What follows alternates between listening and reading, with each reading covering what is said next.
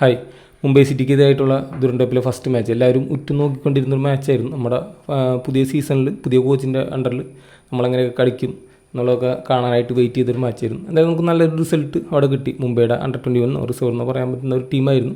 പക്ഷെ എന്നാലും 8 ഗോൾ നമ്മൾ സ്കോർ ചെയ്തു. നമ്മുടെ ചരിത്രത്തിൽ ആദ്യമായിട്ട് അത്രയും ഗോൾ സ്കോർ ചെയ്യുന്നത് അത് നമുക്ക് വളരെ സന്തോഷം തരുന്ന ഒരു സംഭവമാണ്. പ്രത്യേകിച്ച് നമ്മൾ നോക്കുകയാണെന്നുണ്ടെങ്കിൽ നമ്മുടെ സ്ട്രൈക്കേഴ്സിനും നോയ്ക്കും പെപ്രയ്ക്കും ഇതേപോലെ ഹാർട്ടിക്ക് സ്കോർ ചെയ്യാൻ പറ്റി. ഈ ഷമ്മൻ്റെ കുറേ നാളായിട്ട് ഗോൾ അടിക്കാണ്ടിരിക്കുകയാണ്. പുള്ളിക്കും ഒരു 2 ഗോൾ സ്കോർ ചെയ്യാൻ പറ്റി. എന്തായാലും ഫുൾ അറ്റാക്കിംഗ് യൂണിറ്റിന് ഒരു കോൺഫിഡൻസ് തരുന്ന ഒരു മാച്ചായിരിക്കും.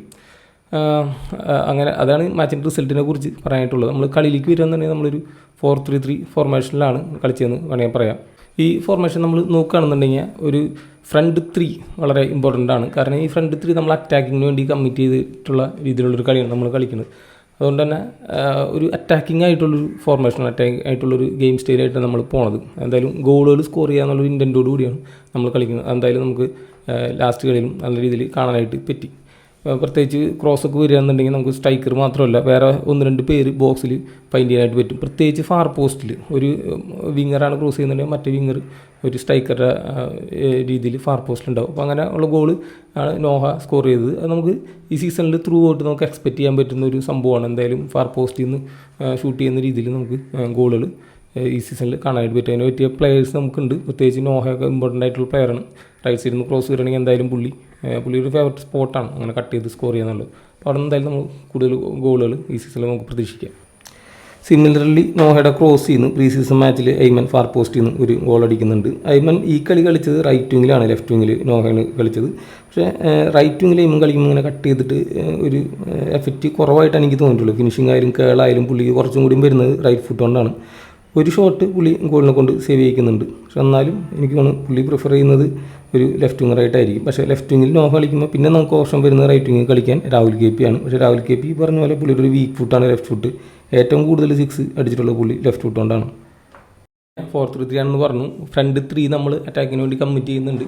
ഫ്രണ്ട് 3ലേക്ക് നല്ല രീതിയിൽ ലോങ് ബോളും കൊടുത്ത് നമ്മൾ ബിൽഡപ്പ് ചെയ്യുന്നുണ്ട്. വളരെ സന്തോഷമായിട്ട് തോന്നി. കാരണം നമ്മളെപ്പോഴും ഇങ്ങനെ പ്രഡിക്റ്റബിളായിട്ട് പാസ് ചെയ്ത് ലൈൻ ബ്രേക്ക് ചെയ്യുന്നതിന് പകരം പെട്ടെന്ന് സെൻറ്റർ ബാക്കിൻ്റെ സൈഡിൽ നിന്നൊക്കെ അറ്റാക്കിങ്ങിലേക്ക് നമുക്ക് ബോൾ എത്തിച്ചിട്ട് പെട്ടെന്നൊരു അറ്റാക്ക് സ്റ്റാർട്ട് ചെയ്യാനായിട്ട് പറ്റുന്നുണ്ട്. അത് ഭൂരിഭാഗം നമ്മൾ യൂസ് ചെയ്തത് നോഹനെ തന്നെയാണ്. അതുകൊണ്ട് ഒരു ലെഫ്റ്റ് സൈഡിൽ കൂടിയായിരുന്നു നമ്മുടെ അറ്റാക്കിങ് ഭൂരിഭാഗം ഇങ്ങനെ ബിൽഡ് ചെയ്ത് വന്നത്. ഒരു കുഴപ്പമൊന്നുമില്ല. നോഹ നമ്മളൊരു കീ പ്ലെയറാണ്. ഗോവയിലേക്ക് ഇഷ്ടം പോലെ ഒരു സീസൺ എൻറ്റയർലി ആ രീതിയിൽ അറ്റാക്ക് കൊണ്ട് നോഹനെ യൂസ് ചെയ്തിട്ടുണ്ട്. അപ്പോൾ നമ്മൾ സെൻറ്റർ ബാക്ക് സൈഡിലുള്ള മിലോസ് ആയാലും അതുപോലെ തന്നെ ഹോമിപ്പാം രണ്ടുപേരും റൈറ്റ് ഫുട്ട് ആയിട്ടുള്ള പ്ലേയേഴ്സാണ്.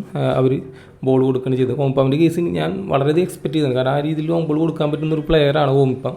പക്ഷേ ലാസ്റ്റ് 2 സീസണായിട്ട് നമ്മൾ കണ്ടിട്ടില്ല. പഞ്ചാബിലൊക്കെ കളിച്ചുകൊണ്ടിരുന്നപ്പോൾ ചഞ്ചോനിക്കൊക്കെ കുറേ ബോൾ കൊടുത്തിട്ട് ചഞ്ചോന ലെഫ്റ്റ് വിങ്ങിലൊക്കെ നല്ല രീതിയിൽ യൂസ് ചെയ്യാനായിട്ട് ഹോമിപ്പാമിന് സാധിച്ചിട്ടുണ്ട്. അപ്പോൾ ഒരു സംഭവം തിരിച്ചു വരുന്നു പ്രതീക്ഷിക്കാം. നല്ല രീതിയിൽ പുള്ളി ചെയ്യുന്നു ഈ സീസണിൽ ഇതേപോലെ നോഹയിലേക്കുള്ള ബോളുകൾ കൊണ്ടുവരാൻ പറ്റുമെന്ന് വിചാരിക്കാം. പിന്നെ അടുത്തൊരു ഡ്രാസ്റ്റിക് ആയിട്ട് ഇമ്പ്രൂവ്മെൻ്റ് ആയിട്ട് തോന്നിയിട്ടുള്ളത് നമ്മുടെ സെറ്റ് പീസിൻ്റെ കേസാണ്. സെറ്റ് പീസ് നമുക്ക് ലാസ്റ്റ് സീസൺ നമുക്ക് ഭയങ്കര ഷോക്കായിരുന്നു. പക്ഷേ ഈ സീസണിലേക്ക് വരുമ്പോൾ നല്ല പ്ലാൻഡ് ആയിട്ടുള്ള സെറ്റ് പീസായിട്ട് തോന്നുന്നു. കുറച്ചും കൂടി നമുക്കങ്ങനെ പറ്റിയ പ്ലെയേഴ്സ് ലാസ്റ്റ് ഗെയിം കളിച്ചിരുന്നു. ഹോംപാം അതേപോലെ തന്നെ ഡാനിഷൊക്കെ ഇങ്ങനെ ഒരു സ്പേസിലേക്ക് ചാർജ് ചെയ്യാൻ പറ്റുന്ന പ്ലെയേഴ്സാണ്. ഹോംപാമിൻ്റെ ഒരു ഹെഡൊക്കെ മിസ്സായി പോയിരുന്നു. പക്ഷേ നമ്മുടെ ഡെലിവറീസിൻ്റെ ഒരു ക്വാളിറ്റിയും പറഞ്ഞാൽ നോയാണ് ഭൂരിഭാഗം ഡെലിവറീസ് കൊടുത്തത്.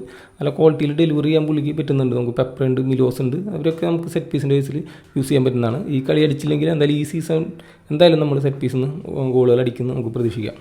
2 ഹാഫും നമ്മൾ 4-3-3 ഫോർമേഷനാണ് കളിച്ചതെന്ന് പറയാം. ഫ്രണ്ട് 3 ഫിക്സ്ഡ് ആണ്. എന്നാലും ഒരു മിഡിൻ്റെ കേസിൽ കുറച്ച് ചേഞ്ച് ഉണ്ടായിരുന്നു. ഫസ്റ്റ് ഹാഫിൽ നമ്മളൊരു 4-1-2-3 എന്നൊക്കെ വേണമെങ്കിൽ പറയാം. ഒരു സിംഗിൾ പിവറ്റായിട്ട് ഫ്രെഡി കളിച്ചിട്ടാണ് കളിച്ചത്.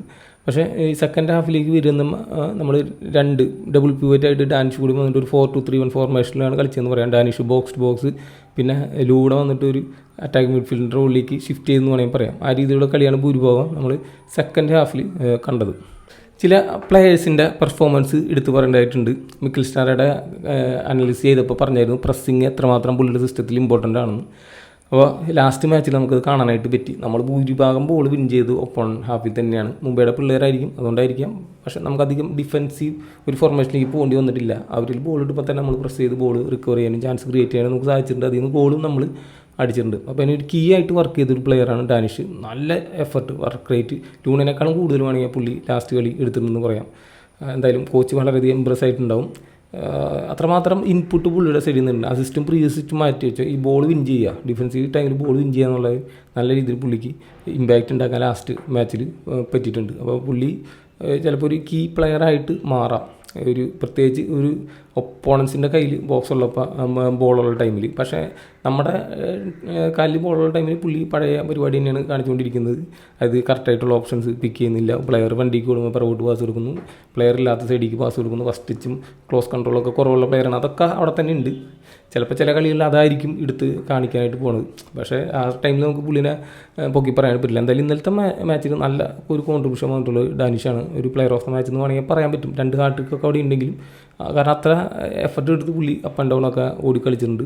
എടുത്തു പറയേണ്ട ഒരു പ്രകടനം തന്നെയാണ് ഡാനിഷിൻ്റെ കേസ്, ഒരു സംശയമില്ല. പിന്നെ അതേപോലെ എടുത്തു പറയേണ്ട ഒരു പ്ലെയറാണ് ഫ്രെഡിയും ഒരു കീ ആയിട്ടുള്ളൊരു റോളാണ്. ഒരു എന്താ പറയുക, നമ്മുടെ ബോൾ പ്രോഗ്രഷൻ്റെ ടൈമിലായിട്ടുണ്ടെങ്കിൽ നമ്മളിപ്പോൾ ജീക്സൻ്റെ ഒരു അഭാവം, ജീക്സിനേക്കാൾ ഒരു 100% അപ്ഗ്രേഡാണ് ഫ്രെഡിന്ന് ഉറപ്പിച്ച് പറയാൻ പറ്റും നമ്മുടെ കാലിൽ ബോളുള്ള ടൈമിൽ. കാരണം ബോൾ പ്രോഗ്രഷനൊക്കെ പക്കയായിട്ടാണ് പുള്ളി ചെയ്തുകൊണ്ടിരിക്കുന്നത്. പിന്നെ നമുക്കൊരു ബോക്സിലേക്ക് റണ്ണ് മേക്ക് ചെയ്യുന്നത് ഓൾ ടുഗദർ നോക്കുകയാണെന്നുണ്ടെങ്കിൽ ഈ ഒരു മാച്ചിൽ വളരെയധികം കൂടുതലുണ്ടായിരുന്നു. അപ്പോൾ അവരെ കറക്റ്റ് ടൈമിൽ പിക്ക് ചെയ്യാനൊക്കെ ഫ്രെഡിക്ക് സാധിച്ചിട്ടുണ്ട്. നല്ല രീതിയിൽ ഇമ്പാക്റ്റ് ഉണ്ടാക്കാൻ ഫ്രെഡിക്ക് പറ്റിയിട്ടുണ്ട്.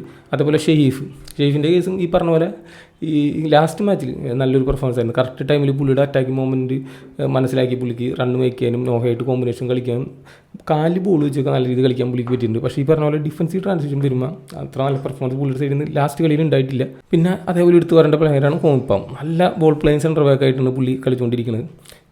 നല്ല രീതിയിൽ ഇതേപോലെ നോഹേനൊക്കെ ഫൈൻഡ് ചെയ്യാൻ നമുക്കൊരു സെൻറ്റർ ബാക്കിൻ്റെ ആവശ്യമുണ്ട്. അപ്പോൾ ഒരു സെൻറ്റർ ബാക്ക് അല്ല, ഇപ്പോൾ കോമിപ്പം തന്നെ ചെയ്യുന്നുണ്ടെങ്കിൽ നമുക്ക് വളരെ ഉപകാരമായിരിക്കും. എന്തായാലും ലോങ് ബോൾ മാത്രമല്ല, മീൻസ് ഹൈ ബോൾ മാത്രമല്ല, ഗ്രൗണ്ട് ബോളായാലും പുള്ളിക്ക് ആ കറക്റ്റ് ഗ്യാപ്പിലൂടെ ഒക്കെ നോഹേനെ ഫീഡ് ചെയ്യാനായിട്ട് പലപ്പോഴും പറ്റുന്നുണ്ട്. ബോൾ ക്യാരി ചെയ്യണമെന്നുണ്ടെങ്കിൽ ക്യാരി ചെയ്യാൻ പറ്റുന്ന ഒരു പ്ലെയറും കൂടിയാണ്. എന്തായാലും പുള്ളിക്കും എനിക്ക് തോന്നുന്നു നിഖിൽ സാറുടെ സിസ്റ്റത്തിൽ കുറച്ചും കൂടി ഇൻവോൾവ്മെൻറ്റ് ഉണ്ടാവുമെന്ന് തോന്നുന്നു. എന്തായാലും പുള്ളി നമ്മളൊപ്പം തന്നെ ഉണ്ടാവുമെന്ന് പ്രതീക്ഷിക്കാം.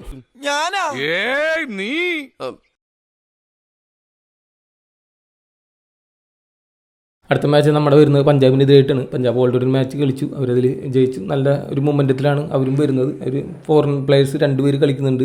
ലൂക്ക മാച്ച് എന്ന് പറഞ്ഞിട്ട് അവരുടെ സെൻറ്റർ ഫോർവേഡ് കളിക്കുന്നുണ്ട്. അതുപോലെ തന്നെ ഫിലിപ്പ് എന്ന് പറഞ്ഞിട്ടൊരു പുതിയൊരു ക്രൊയേഷ്യൻ പ്ലെയർ അവർ സൈൻ ചെയ്ത് കൊണ്ടിട്ടുണ്ട്. പുള്ളിയും നല്ല രീതിയിൽ ഫസ്റ്റ് മാച്ച് കളിച്ചു. നമ്മളെ സംബന്ധിച്ച് നല്ലൊരു ചലഞ്ചായിരിക്കും. മുംബൈയുടെ മാച്ച് എന്ന് പറഞ്ഞു കഴിഞ്ഞാൽ നേരത്തെ പറഞ്ഞ പോലെ നമ്മളുടെ കാലിലായിരുന്നു ബോൾ ഭൂരിഭാഗം സമയം. പക്ഷേ പഞ്ചാബ് ആകുമ്പോൾ നമുക്ക് നല്ല രീതിയിൽ ഡിഫെൻസീവ്ലി നമ്മളെങ്ങനെ ഓപ്പറേറ്റ് ചെയ്യുന്നു എന്നുള്ളത് കാണാനായിട്ട് സാധിക്കും. ഈ 4-3 ഫോർമേഷനിൽ നമ്മൾ അറ്റാക്കിങ്ങിൽ പ്ലേയേഴ്സിനെ കമ്മിറ്റ് ചെയ്തിട്ടുണ്ടായിരുന്നു. അപ്പോൾ ആ ഒരു ടൈമിൽ എങ്ങനെയാണ് ഫ്രണ്ട് 3 ഒക്കെ ബിഹേവ് ചെയ്യുന്നത്, ഒരു ഇറങ്ങി ഒന്ന് ഡിഫൻസിനെ സപ്പോർട്ട് ചെയ്യുമോ, അതേപോലെ തന്നെ നമുക്ക് കൗണ്ടറിനുള്ള ഒരു ചാൻസും കൂടി ഈ പഞ്ചാബ് മാച്ചിൽ കാണാനായിട്ട് പറ്റും. എത്രമാത്രം നമ്മൾ കൗണ്ടർ അറ്റാക്കിങ്ങിന് ഒരു പ്രിപ്പയർഡ് ആണെന്നുള്ള കാര്യങ്ങളൊക്കെ നമുക്ക് ഈ പഞ്ചാബ് മാച്ചിൽ കാണാനായിട്ട് സാധിക്കും. കുറച്ചധികം ട്രാൻസിഷൻ ഉണ്ടാവും. നമ്മൾ അറ്റാക്കിങ് ഫുട്ബോളിൽ തന്നെയാണ് പിടിച്ച് കളിക്കുന്നുണ്ടെങ്കിൽ എന്തായാലും ഒരു ട്രാൻസിഷൻ ഗെയിമൊക്കെ കാണാനായിട്ട് സാധിക്കും. നമുക്ക് നോക്കാം എങ്ങനെയാണ് ആ കളികൾ പോകണമെന്നുള്ളത്. പിന്നെ ഡാനിഷ് കഴിഞ്ഞ കളി ഇതേ പറഞ്ഞ പോലെ അവസാനം ഇഞ്ചുറായിട്ട് സബ് ഇറങ്ങിയില്ല. സബ് ഇറങ്ങാനുള്ള ഓപ്ഷൻസ് ഉണ്ടായില്ല. നമ്മൾ 10 പേരായിട്ടാണ് കളിച്ചത് കുറച്ച് ടൈം. അപ്പോൾ ഡാനിഷിനെ കോച്ച് വീണ്ടും ട്രൈ ചെയ്യുമോ അതോ ഡാനിഷിന് റെസ്റ്റ് കൊടുക്കുമോ? ഡാനിഷിനെ റെസ്റ്റ് കൊടുക്കുകയാണെങ്കിൽ തീർച്ചയായിട്ടും നമുക്കൊരു പ്രസ്സിങ്ങിൻ്റെ കേസിലൊക്കെ ഒരു ഡൗൺ ആയിട്ട് വരും. പകരം വരുന്ന പ്ലെയർ എത്രമാത്രം ചില പസറിനെ വെച്ചിട്ടായിരിക്കും കളിക്കുന്നുണ്ടാവും, അല്ലെങ്കിൽ ഹോം പെയിനെ ഇറക്കുമായിരിക്കും. അപ്പം എങ്ങനെയാണ് അതൊക്കെ മാനേജ് ചെയ്യാൻ പോകണമെന്നൊക്കെ കാണാനായിട്ട് പറ്റും. എന്തായാലും പഞ്ചാബ് മാച്ച് ശരിക്കും നമുക്കൊരു റിയൽ ടെസ്റ്റ് തന്നെ ആയിരിക്കും. അപ്പോൾ നമുക്ക് പഞ്ചാബ് മാച്ച് കഴിഞ്ഞിട്ട് കാണാം. ബൈ.